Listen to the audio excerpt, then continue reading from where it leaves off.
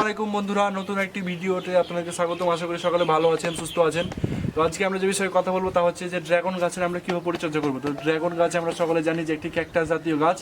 তো বেশ কয়েক বছর ধরে আমাদের দেশে ড্রাগন গাছ ব্যাপক চাষ হচ্ছে। আমরা অনেকে উঠোনে অথবা ছাদ গ্রিসে ড্রাগন গাছ লাগিয়ে থাকি। তো ড্রাগন গাছে আমাদের একটা সমস্যা হয় কি, যে আমরা যখন ফলটি আসার পরে অনেক সময় ঝরে যায়, শুকিয়ে যায়। তো আমাদের ফলটি আসলে ঝরে যায়। কারণ হচ্ছে যে ড্রাগন গাছ হচ্ছে একটি ক্যাকটাস জাতীয় গাছ। আর আমরা জানি যে ক্যাকটাস জাতীয় গাছে হচ্ছে বালির পরিমাণটা বেশি রাখতে হয়, আর ক্যাকটাস জাতীয় গাছ বালিতে বেশি হয়। তো আমরা অনেকে করে ফেলি কি, যে গাছে বেশি করে পানি দিয়ে দিই, যার ফলে গাছটা সবসময় ভিজে থাকে।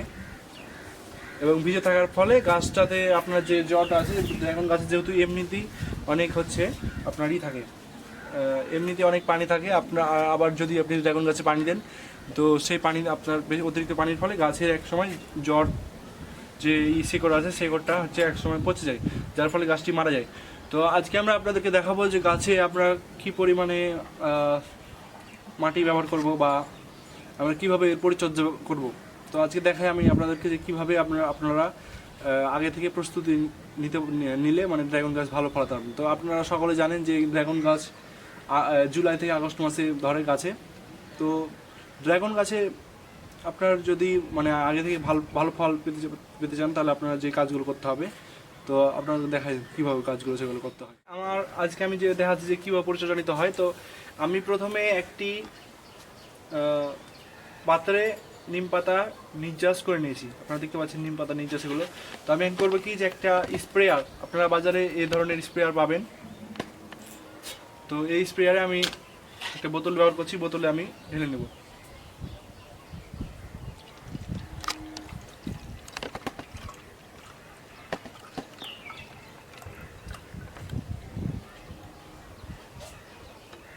আপনারা এগুলো বাড়িতে বানিয়ে নিতে পারবেন, শুধু নিম পাতা নির্যাস করলেই হবে। তো এখন আমরা এটিকে ভালোভাবে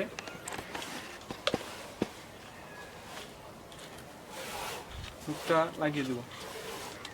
লাগিয়ে দেওয়ার পরে আমরা এবার ভালোভাবে ঝাঁকিয়ে নেব। এবার আমরা চলুন গাছে গিয়ে স্প্রে করি। তো আমরা এখন আমাদের গাছে যে আমরা স্প্রেয়ারটা বানালাম, মানে আপনার নিম পাতা নির্যাস থেকে, সেটি আমরা স্প্রে করব। তো এখন আমরা গাছে সম্পূর্ণ গাছে আমরা স্প্রে করব 4-5 থেকে।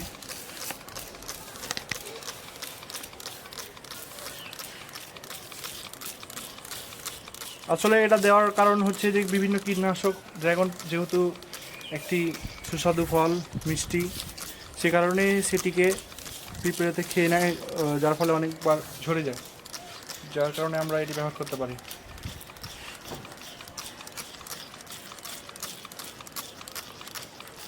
তো আমরা চেষ্টা করব যে সম্পূর্ণ গাছটিতে আমরা স্প্রে করার।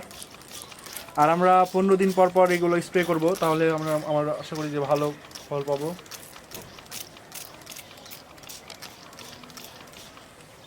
তো আপনারা সকলে দেখতে পাচ্ছেন যে আমাদের সম্পূর্ণ গাছটি স্প্রে করা শেষ। তো যেহেতু এখন বর্ষাকাল চলছে, আপনারা দেখতে পাচ্ছেন যে মাটি অনেক ভেজা হয়ে আছে। তো আমরা প্রথমেই গাছে আমাদের বালি ব্যবহার করেছিলাম। তো সেই বালিতে মনে হয় কাজ হয়নি, আরও বেশি পরিমাণে বালি এখন কিছু অ্যাড করা লাগবে, যেহেতু মাটিটা অনেক নরম হয়ে গেছে। তো আমরা এখন বালি ব্যবহার করব। তো আমার হাতে আপনারা দেখতে পাচ্ছেন যে আমি এখানে বালি নিয়েছি। তো যেহেতু আপনারা দেখতে পাচ্ছেন যে মাটিটা